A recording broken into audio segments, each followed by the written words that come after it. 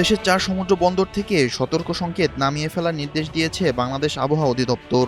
শনিবার 11 জুলাই আবহাওয়ার সর্বশেষ পরিস্থিতি সংক্রান্ত এক বিশেষ বিজ্ঞপ্তিতে এ তথ্য জানানো হয়েছে।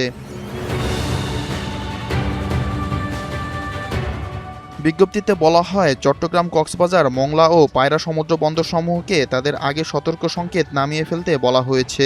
সমুদ্র উপকূলবর্তী এলাকার আবহাওয়া পরিস্থিতি স্বাভাবিক হতে শুরু করায় এই সিদ্ধান্ত নেওয়া হয়েছে।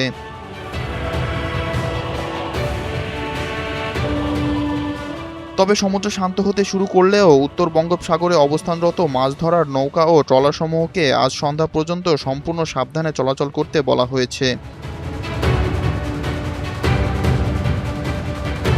আবহাওয়াবিদ এ.কে.এম. নাজমুল হক আজ সকাল 11টা 30 মিনিটে আবহাওয়ার এই সর্বশেষ পরিস্থিতি সংক্রান্ত বিজ্ঞপ্তিটি জারি করেন।